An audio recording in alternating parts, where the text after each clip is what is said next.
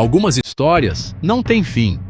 Elas começam com pessoas comuns, vivendo vidas comuns, até que um dia, elas simplesmente param. Essas são as histórias que mais nos assombram. Não são contos de tragédias claras, mas vazios. Ausências que crescem com o tempo, preenchidas apenas por perguntas e pelo silêncio arrepiante do desconhecido. O caso da família Müller é uma dessas histórias. Um buraco profundo e escuro na história de uma tranquila cidade alemã. Tudo começou em uma noite aparentemente normal em 1987. O mundo lá fora continuava seu ritmo previsível, mas dentro de uma casa, esse ritmo estava prestes a ser quebrado para sempre. O que acontece quando uma família desaparece sem deixar vestígios? Não apenas uma pessoa, mas uma unidade familiar inteira. Um pai, uma mãe, 2 filhos, desaparecendo de sua própria casa. Eles deixam para trás tudo o que possuem, toda a conexão com o seu mundo. É como se tivessem sido apagados da existência, mas a evidência de suas vidas permanece perfeitamente preservada. Este é o cerne do mistério Müller, não apenas um desaparecimento, mas um paradoxo. Somos atraídos por esses mistérios porque eles refletem nossos medos mais profundos. O medo do desconhecido, o medo de perder o controle, o medo de que nossa segurança seja uma ilusão. A história da família Müller é um lembrete forte dessa fragilidade. Ao mergulharmos em seu desaparecimento, não estamos apenas examinando um caso arquivado, estamos espiando um abismo. O ano era 1987, em uma pacata cidade da Alemanha Ocidental. A família Müller, Günther, Ingrid e seus filhos Thomas e Petra era a imagem da satisfação suburbana. Günther era engenheiro, Ingrid, dona de casa. Seus filhos eram benquistos na escola. Eles moravam em uma casa modesta, em uma rua arborizada. Em uma noite de outono, eles sumiram. O alarme foi dado quando Günther faltou ao trabalho por 3 dias. As ligações ficaram sem resposta. Um colega encontrou o carro deles na garagem, correspondências acumulando e uma sensação de mal-estar. A polícia forçou a entrada, esperando sinais de luta. Em vez disso, encontraram silêncio.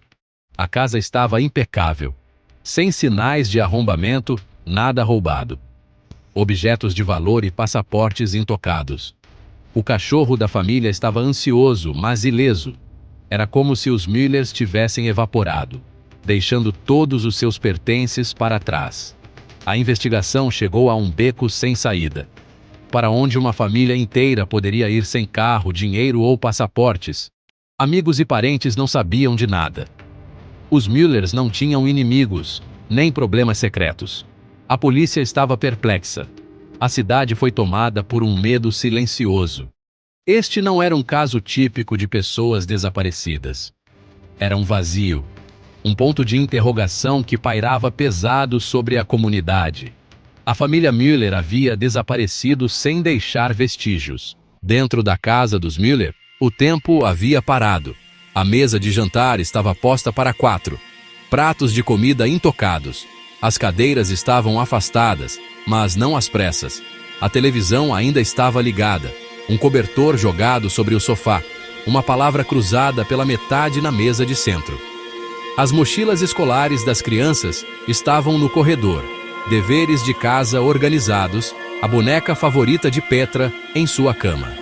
Cada detalhe apontava para uma noite normal, interrompida.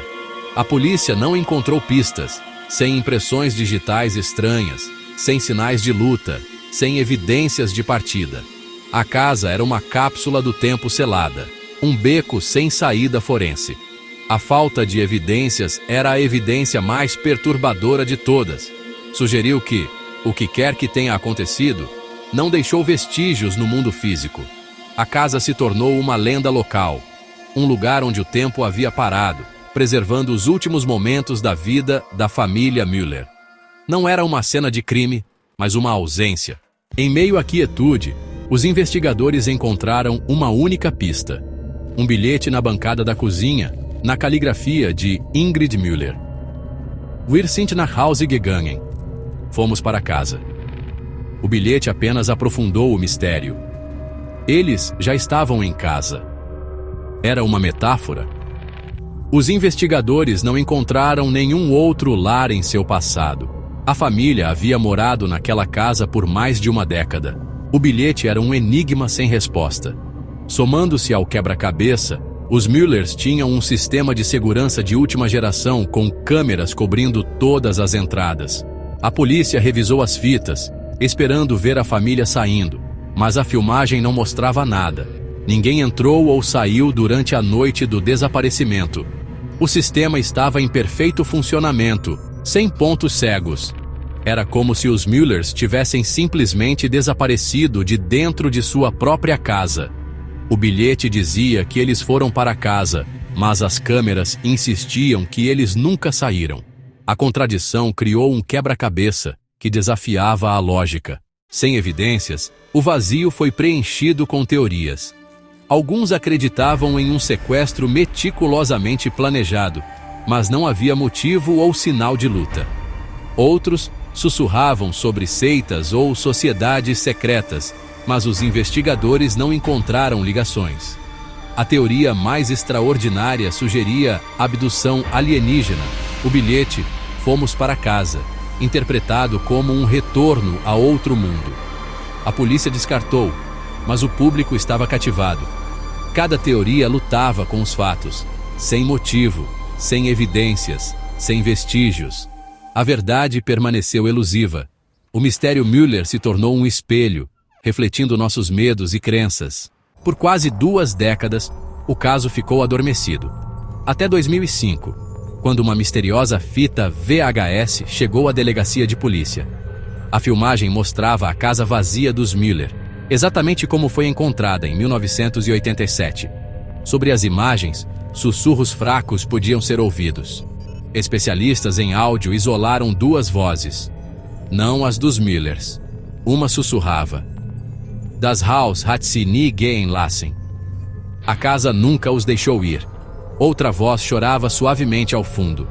Antes que a fita pudesse ser totalmente analisada, ela desapareceu do armário de evidências, sem sinais de roubo, sem explicação. A casa nunca os deixou ir. Era uma farsa cruel ou algo mais? A história não tem fim. O que você acha que aconteceu com a família Müller?